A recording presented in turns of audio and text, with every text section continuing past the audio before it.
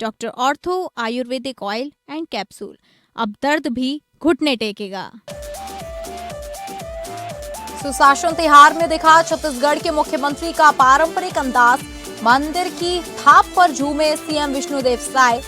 ग्रामीणों संग मांदर बजाकर सीएम साय ने जीता दिल, लोक संस्कृति के रंग में रंगे नजर आए मुख्यमंत्री साय।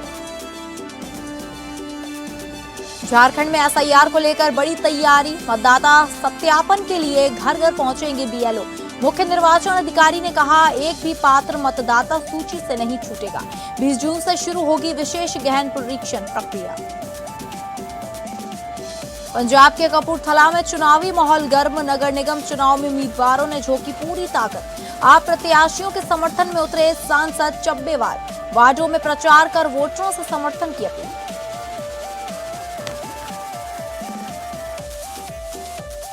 नमस्कार, आप सभी का स्वागत है स्टेट लाइव में और मैं हूं आपके साथ अंकिता सिंह। स्टेट लाइव की शुरुआत करेंगे छत्तीसगढ़ की खबरों का रुख करके। छत्तीसगढ़ के मुख्यमंत्री विष्णुदेव साय सुशासन त्योहार के दौरान बेहद सहज और पारंपरिक अंदाज में नजर आए।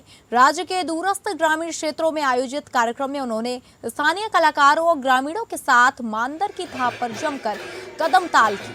मुख्यमंत्री का यह आत्मीय रूप वहां मौजूद लोगों के बीच आकर्षण का केंद्र बना रहा। कार्यक्रम के दौरान सीएम साय ने न केवल पारंपरिक नृत्य में हिस्सा लिया, बल्कि मांदर बजाकर स्थानीय संस्कृति से अपने जुड़ाव को भी प्रदर्शित किया। ग्रामीणों और जनजातीय समुदाय के लोगों के साथ उनका संवाद काफी आत्मीय रहा। इस दौरान उन्होंने लोगों से सीधे बातचीत कर सरकारी योजनाओं और सुविधाओं की जमीनी हकीकत का फीडबैक भी दिया। सुशासन त्योहार के जरिए मुख्यमंत्री ने एक बार फिर राज्य की समृद्ध जनजातीय संस्कृति, लोक कलाओं, परंपराओं के संरक्षण एवं सम्मान का संदेश दिया। स्थानीय कलाकारों के साथ घुल मिलकर नजर आए सीएम साय का यह अंदाज लोगों को काफी पसंद आया और कार्यक्रम में उत्साह का माहौल बना रहा।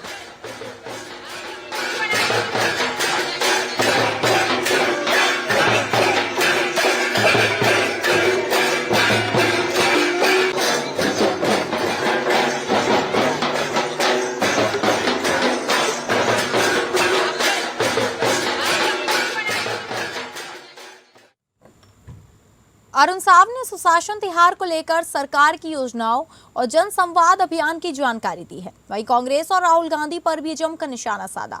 उप मुख्यमंत्री अरुण साव ने कहा कि 1 मई से 10 जून तक प्रदेश में सुशासन तिहार आयोजित किया जा रहा है।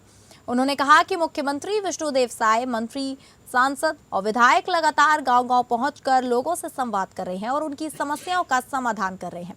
अरुण साव ने कहा कि तपती गर्मी के बावजूद बड़ी संख्या में लोगों का शिविरों में पहुंचना सरकार के प्रति जनता के भरोसे को दर्शाता है। वहीं कांग्रेस पर हमला बोलते हुए उन्होंने कहा कि देश की सबसे पुरानी पार्टी अब सबसे घटिया स्तर की राजनीति कर रही है। उन्होंने आरोप लगाया कि राहुल गांधी और कांग्रेस के नेता अमर्यादित भाषा का इस्तेमाल कर रहे हैं, जिससे लोकतंत्र और राजनीति की मर्यादा तार-तार हो रही है। अरुण साव ने कहा कि इसी कारण कांग्रेस लगातार जनता से दूर होती जा रही है और आने वाले समय में जनता उन्हें और कड़ा जवाब देगी। 1 मई से 10 जून तक सुशासन त्योहार का आयोजन हमारी सरकार ने किया है। मुख्यमंत्री विष्णुदेव साय जी लगातार अलग अलग जिले के अलग अलग गांवों में जाकर सरकार की योजनाओं की जमीनी हकीकत पता कर रहे हैं, लोगों से संवाद कर रहे हैं, लोगों की समस्याओं का समाधान कर रहे हैं। हमारे सभी मंत्रीगण, हमारे सांसद, हमारे विधायक, अन्य सभी जनप्रतिनिधि लगातार गांव-गांव जाकर लोगों के बीच उनसे संवाद कर रहे हैं, उनके समस्याओं का निराकरण कर रहे हैं। एक कल्याणकारी सरकार का इससे बड़ा दायित्व और कुछ नहीं होता है कि अपनी जनता के बीच जाना और जनता की समस्याएं सुनकर उसका समाधान करना, जनता से संवाद करना। और वही काम मुख्यमंत्री विष्णुदेव साय जी के नेतृत्व में हमारी सरकार कर रही है। ओपी चौधरी ने राजनांदगांव में आयोजित चैम्बर ऑफ कॉमर्स कार्यक्रम में व्यापार, विकास और वर्तमान आर्थिक परिस्थितियों को लेकर बड़ा बयान दिया।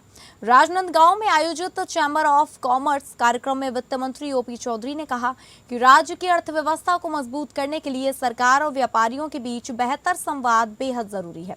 उन्होंने कहा कि प्रधानमंत्री नरेंद्र मोदी की अपील पर व्यापारी देश हित में सहयोग कर रहे हैं। कई लोग ईवी वाहनों और सामूहिक यात्रा का उपयोग कर जागरूकता का संदेश दे रहे हैं। वित्त मंत्री ने कहा कि व्यापार में छोटी मोटी त्रुटियों को विभाग नजरअंदाज करने के लिए तैयार है, लेकिन बड़ी गड़बड़ी करने वालों पर सख्त कार्रवाई की जाएगी। उन्होंने बताया कि मुख्यमंत्री विष्णुदेव साय और रमन सिंह के नेतृत्व में राजनांदगांव में सड़क, पुल, सिंचाई और शिक्षा से जुड़े कई विकास कार्यों को मंजूरी मिली है। वहीं स्टेट कैपिटल रीजन को लेकर उन्होंने स्पष्ट किया कि राजनांदगांव इस बड़े विजन प्रोजेक्ट का महत्वपूर्ण हिस्सा रहेगा। महंगाई और वैश्विक हालात पर उन्होंने कहा कि वर्तमान स्थिति चुनौतीपूर्ण है और ऐसे समय में सभी को देश के साथ मजबूती में खड़ा होना चाहिए। व्यापार प्रोत्साहन भी अर्थव्यवस्था को बढ़ाने की दृष्टि से अत्यंत आवश्यक है। उस दृष्टिकोण से भी सब लोग मिलकर के काम करेंगे। और जहां तक राजनांदगांव की दृष्टि से है, हमारी सरकार बनने के बाद हमारे मुख्यमंत्री जी के नेतृत्व में, डॉक्टर रमन सिंह जी के इनिशिएटिव से यहाँ पर बहुत सारे काम, चाहे सड़कों के काम, पुल के काम, इरिगेशन रिलेटेड काम, नगरीय प्रशासन से संबंधित काम, सबकी स्वीकृति बहुत तेजी से दी गई है। फिजियोथेरेपी कॉलेज हो, प्रयास विद्यालय, ऐसे अनगिनत काम यहाँ पे स्वीकृत किए गए हैं और आगे भी राजनांदगांव और इस पूरे अंचल और पूरे प्रदेश के विकास में कोई कमी नहीं होने दी जाएगी। और जहाँ तक स्टेट कैपिटल रीजन का विषय है, कई बार अखबारों में राजनांदगांव का नाम रह जाता है तो उसके कारण कई कन्फ्यूजन होता है। जो एक इंटीग्रेटेड प्लानिंग है, एक इकोनॉमिक जोन बनाने की दृष्टि से, ग्रोथ हब बनाने की दृष्टि से, उसमें नवा रायपुर, बिरगांव, दुर्ग, भिलाई, राजनांदगांव जैसे पूरे अंचल का शामिल होंगे। राजनांदगांव अनिवार्य रूप से उसका हिस्सा होगा। सुशील आनंद शुक्ला ने भाजपा सरकार पर निगम मंडलों के पद खाली करने को रखने को लेकर निशाना साधा है। कांग्रेस प्रवक्ता सुशील आनंद शुक्ला ने कहा कि भाजपा सरकार के 2.5 साल पूरे होने के बाद भी निगम मंडलों के सैकड़ों पद खाली पड़े हैं। उन्होंने आरोप लगाया कि 300 से अधिक सदस्य, उपाध्यक्ष, मंडल अध्यक्ष और डायरेक्टर के पद अब तक नहीं भरे हुए हैं। सुशील आनंद शुक्ला ने कहा कि भाजपा सरकार गुटबाजी और आपसी कलह के कारण नियुक्तियां नहीं कर पा रही है। उन्होंने तंज कसते हुए कहा कि जो सरकार अपने कार्यकर्ताओं को उनका हक नहीं दे पा रही है, वह जनता के लिए क्या काम करेगी। कांग्रेस प्रवक्ता ने आरोप लगाया कि सरकार एक अनार 100 बीमार जैसी स्थिति से डर रही है, इसलिए फैसले लेने से बच रही है। भारतीय जनता पार्टी की सरकार बने 2.5 साल पूरे हो गए हैं, लेकिन अभी भी निगम मंडलों के सैकड़ों पद खाली हैं। 300 से अधिक सदस्यों के पद खाली है, उपाध्यक्ष के पद खाली हैं। यदि आप मंडी अध्यक्षों की बात करोगे तो लगभग मंडी अध्यक्षों के ही इतने पद खाली हैं। बहुत सारे डायरेक्टरों के पद खाली हैं। सरकार अभी तक इनको भर नहीं पाई है। 2.5 साल से अधिक हो गए। सिर्फ गुटबाजी के कारण, आपसी कलह के कारण ये पद नहीं भरे जा रहे हैं। ये अपने कार्यकर्ताओं को जो सरकार हक नहीं दे सकती, वो सरकार सोचिए जनता के लिए क्या करेगी। जनता के लिए तो सरकार ने 2.5 साल में कुछ किया ही नहीं, लेकिन जिन कार्यकर्ताओं के खून पसीना बहा के सरकार आई है, उन कार्यकर्ताओं को उनका हक नहीं दे पा रही है, क्योंकि डर के मारे इन्हें डर है कि एक अनार 100 बीमार वाली स्थिति एक को दे देंगे, बाकी नाराज जाएंगे। अब बात करेंगे झारखंड की खबरों की, जहां झारखंड में क्षेत्रीय भाषा भोजपुरी, मगही और अंगिका भाषा को जेटेट परीक्षा में शामिल करने के लिए बनी मंत्रियों की समिति की आज दूसरी बैठक तय की गई है। इस बीच प्रदेश कांग्रेस में भाषा विवाद के गंभीर मुद्दे को लेकर वर्तमान के हालातों पर विधायक दल के नेता प्रदीप यादव ने एपीएन न्यूज के माध्यम से बड़ा बयान जारी किया है। तो वहीं उन्होंने वित्त मंत्री राधा कृष्ण किशोर की नाराजगी पर टिप्पणी करते हुए अपनी ओर से कांग्रेस पार्टी में कलह से इंकार करते हुए समिति द्वारा उचित फैसले के लिए जाने की उम्मीद भी जताई है। झारखंड में जिस तरीके से जेटेट नियमावली में क्षेत्रीय भाषा को लागू करने की जो मांग उठी है, इसे लेकर ये विवाद काफी गहरा है, जिसके बाद एक कमेटी गठित की गई और पहली बैठक भी इसकी संपन्न हुई। नहीं, सरकार गंभीर है, तब तो सरकार ने मंत्रिमंडल की उपसमिति बनाई है और वो भी सीनियर मोस्ट मंत्री राधा कृष्ण किशोर जी को उसका अध्यक्ष बनाया है। 4 और सदस्य हैं और हमें लगता है कि राज्य हित में, जनता के हित में जब मंत्रिमंडल समिति है तो उचित फैसला लेगी। जब तक फैसला नहीं आ जाता है तब तक कुछ कहना जल्दी होगा। क्योंकि बिहार से सटा आपका भी क्षेत्र है, तो आप इस पर क्या सहमति जताते हैं इस मुद्दे पर? नहीं, बिहार से सटा से मतलब नहीं है। यहाँ जितनी भाषाएं बोली जाती है, किन वो समिति देखेगी किन कारणों से उनका नाम कटा, फिर जुटना चाहिए कि नहीं, क्या उसके दुष्परिणाम होंगे, क्या उसके सकारात्मक परिणाम होंगे। इन दोनों परिणामों का हमें लगता है कि समिति मूल्यांकन करेगी, फिर उसका एक समुचित अनुशंसा सरकार के सामने, मुख्यमंत्री जी के सामने समिति सौंपेगी। फिर हमें लगता है कि उसका परिणाम सामने आएगा। कि अब आप भी राज्य के ज्वलंत मुद्दों को हमेशा उठाते रहे हैं, सत्र के दौरान भी उठाते रहे हैं, और यही कहना है वित्त मंत्री का कि जब राज्य में महत्वपूर्ण मुद्दे हैं और राज्य हित से जुड़े मुद्दे हो तो इस पर कांग्रेस प्रदेश नेतृत्व को खुलकर सामने आना चाहिए, पहल करनी चाहिए। तो इस पर क्या कहेंगे आप? जो और साथ में उन्होंने पुत्र मोह को लेकर भी जो उन पर इल्जाम लगे, इस तरीके की बात कर रहे थे, क्या किसी तरह की खींचतान भी है? न, हम इसे नहीं मानते। सब लोग लोकतांत्रिक, कांग्रेस पार्टी थोड़ी ज्यादा लोकतांत्रिक है। हम तानाशाह के रूप में, हिटलर शाही के रूप में इस पार्टी को नहीं चलाते हमारे शीर्ष नेता, इसलिए थोड़ा खुलापन है तो कुछ बातें सामने आ जाती है, उसी का एक छोटा सा हिस्सा है। हम इससे ज्यादा कुछ नहीं मानते। बस आपको एक ही बात कहेंगे आपके माध्यम से कि भाई यह समिति बनी है, समिति दूसरी बैठक होगी तब फिर परिणाम सामने आएगा। चलिए, बहुत बहुत शुक्रिया। तो आपने सुना, दूसरी बैठक होगी तो परिणाम सबके सामने आएगा, ऐसा कहना है कांग्रेस विधायक दल के नेता और विधायक प्रदीप यादव का। साथ ही उन्होंने कांग्रेस में खींचतान के मुद्दे पर भी देखा जाए तो दो टूक बयान भी दिया है। देखने वाली बात होगी कांग्रेस में जो तमाम मुद्दों को लेकर समय समय पर कहीं ना कहीं अलग विचारें अंदर ही अंदर सामने आ रही है। किस तरीके से कांग्रेस में जो गुटों में जो कहीं ना कहीं नाराजगी है, इसे गलत साबित करता है। फिलहाल हमारे सहयोगी दीपक के साथ एपीएन न्यूज से मैं राजेश, नमस्कार। झारखंड में मतदाता सूची के एसआईआर को लेकर मुख्य निर्वाचन पदाधिकारी के रवि कुमार ने बड़ी घोषणा की है। रांची स्थित इलेक्शन कमीशन ऑफ इंडिया के निर्वाचन सदन में आयोजित एक दिवसीय ओरिएंटेशन कार्यक्रम में उन्होंने कहा कि 20 जून 2026 से राज्य भर में विशेष गहन पुनरीक्षण अभियान शुरू किया जाएगा। इस दौरान संबंधित मतदान केंद्र क्षेत्रों के बीएलओ घर घर जाकर मतदाताओं का सत्यापन करेंगे ताकि कोई भी पात्र भारतीय नागरिक मतदाता सूची से वंचित न रहे। मुख्य निर्वाचन अधिकारी ने बताया कि 20 जून से 29 जून तक तैयारी, प्रशिक्षण और आवश्यक मुद्रण कार्य किए जाएंगे। इसके बाद 30 जून से 29 जुलाई तक बीएलओ मतदाताओं को एन्यूमरेशन फॉर्म उपलब्ध कराते हुए घर घर सत्यापन का कार्य भरेंगे। वहीं प्रारूप मतदाता सूची का प्रकाशन 5 अगस्त को होगा, जबकि 5 अगस्त से 4 सितंबर तक दावा और आपत्तियां दर्ज कराई जा सकेंगी। दावों और आपत्तियों के निस्तारण की प्रक्रिया 3 अक्टूबर तक चलेगी और अंतिम मतदाता सूची 7 अक्टूबर को प्रकाशित की जाएगी।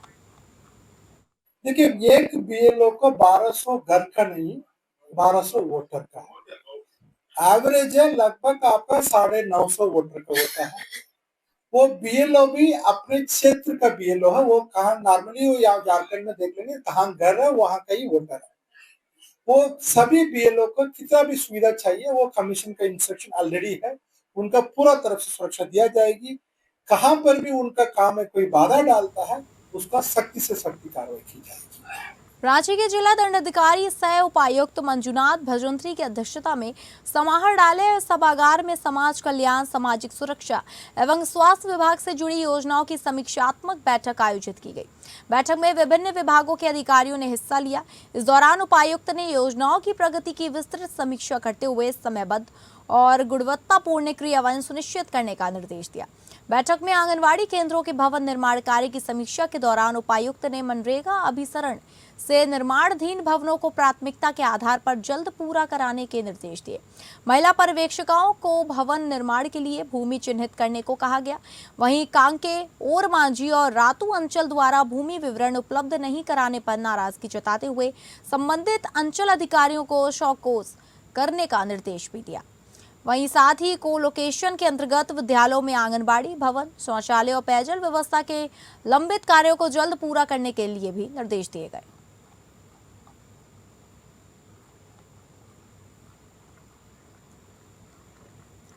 धनबाद के लोयाबाद इलाके में 2 गुटों के बीच हुई हिंसक झड़प में एक व्यक्ति की मौत हो गई। बताया जा रहा है कि कोयले के अवैध उत्खनन और उसे रोकने के प्रयास को लेकर विवाद बढ़ा, जिसमें किशन रवानी की जान चली गई। घटना के बाद इलाके में तनाव का माहौल बन गया। झड़प के दौरान दोनों पक्षों के बीच जमकर मारपीट हुई, जिसमें कई लोग घायल भी हुए हैं। किसी का पैर टूटा, किसी का हाथ और सिर भी फट गया। घटना में कई वाहनों को क्षतिग्रस्त भी कर दिया गया। स्थानीय लोगों के मुताबिक विवाद के दौरान कथित तौर पर गोलीबारी भी की गई, जिसमें इलाके में दहशत फैल गई। मामले को गंभीरता से लेते हुए पुलिस ने 50 लोगों के खिलाफ नामजद प्राथमिकी दर्ज की है। वहीं हिंसा भड़काने के आरोप में 9 आरोपियों को गिरफ्तार कर जेल भेज दिया गया है। इलाके में अतिरिक्त पुलिस बल तैनात कर स्थिति पर नजर रखी जा रही है। इस घटना ने एक बार फिर अवैध कोयला कारोबार से जुड़ी हिंसा और उससे प्रभावित परिवारों की त्रासदी को सामने ला दिया है। नमस्कार। दिनांक 20/5/26 को समय अराउंड 3 o'clock थाना को ये सूचना मिला था। लोयाबाद थाना के अंतर्गत बांसजोड़ा बस्ती में 2 ग्रुप के बीच में लड़ाई झगड़ा और गोलीबारी की सूचना हमको प्राप्त हुआ। इस सूचना के सत्यापन के लिए जब थाना वहाँ पर पहुँच गई, वहाँ पर पाया गया है कि 6 4 पहिया वाहन का क्षतिग्रस्त हालत में पाया गया है।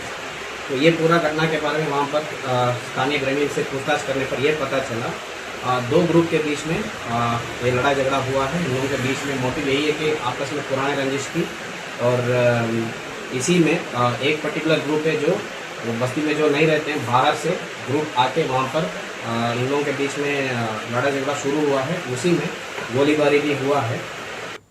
हावड़ा बड़विल जनशताब्दी एक्सप्रेस में सफर के दौरान इंसानियत को झकझोर करने वाली एक सनसनीखेज घटना सामने आई।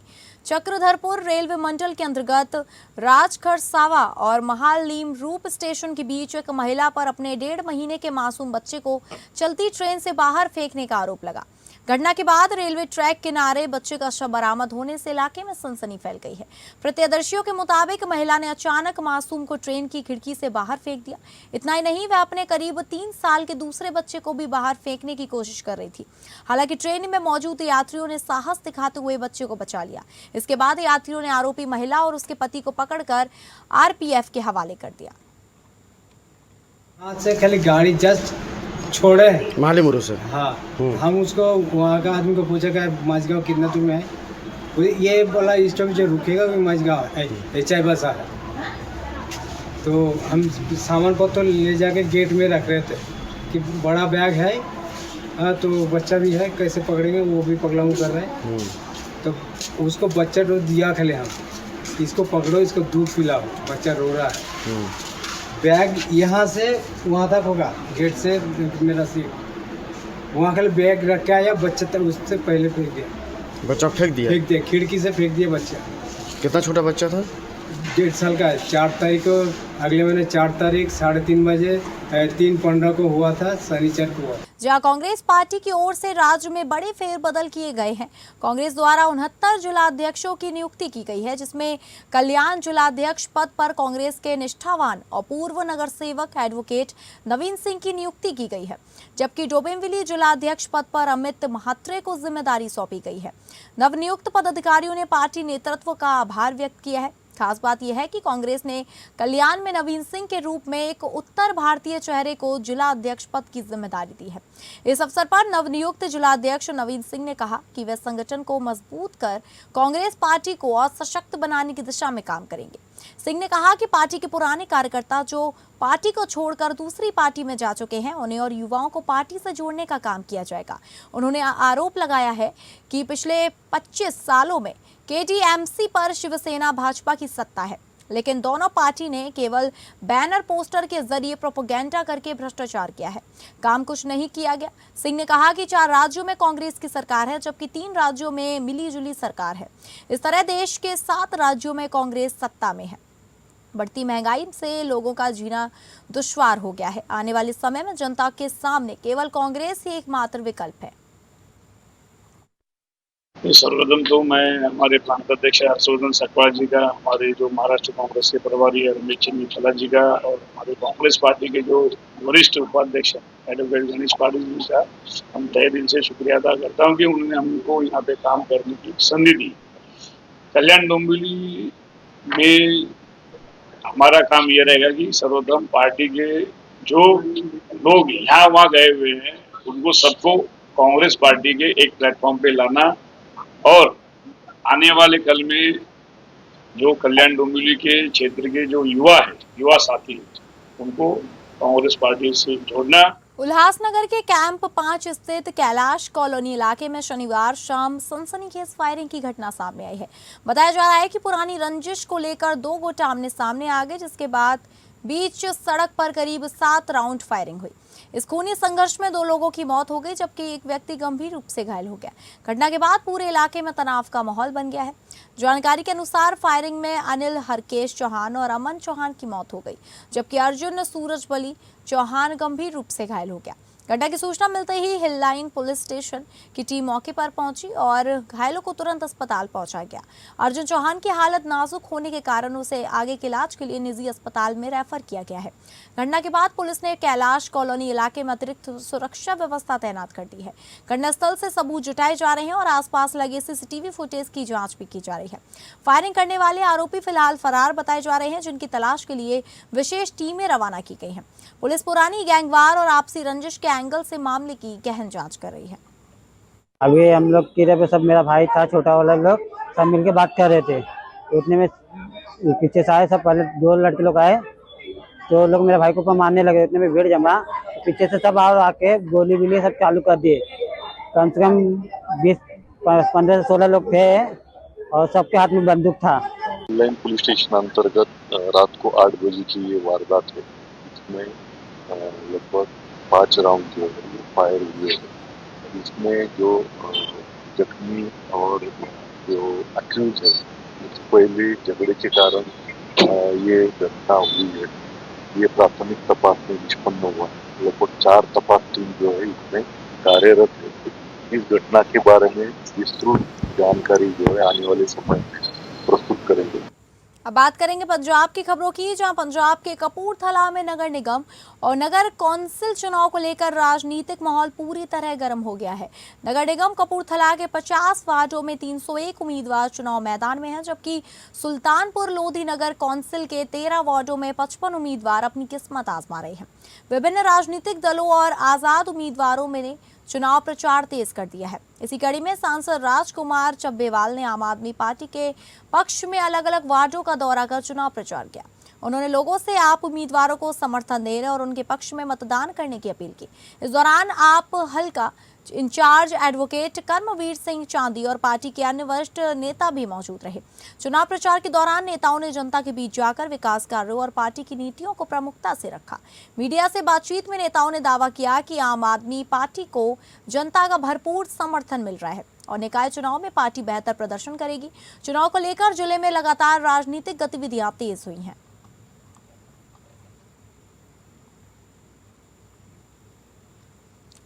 अब बात करेंगे राजस्थान की खबरों की, जहां परिवहन भवन में परिवहन एवं सड़क सुरक्षा विभाग तथा राजस्थान राज्य पथ परिवहन निगम के अधिकारियों के साथ महत्वपूर्ण बैठक आयोजित की गई। बैठक के दौरान rising Rajasthan global investment summit के अंतर्गत हुए MOU की प्रगति, बजट घोषणाओं के क्रियान्वयन और विभागीय कार्यों की वर्तमान स्थिति पर विस्तार से चर्चा हुई।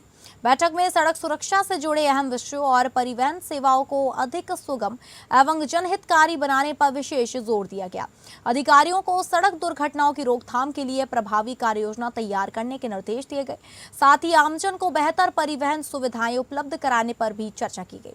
इस दौरान नए बस स्टैंडों की स्थापना, मौजूदा बस स्टैंडों की मरम्मत और रखरखाव को लेकर आवश्यक दिशा निर्देश भी दिए गए।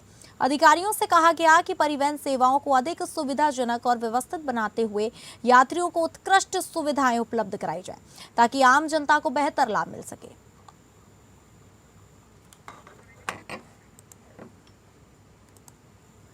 तो फिलहाल स्टेट लाइव में बस इतना ही। नमस्कार।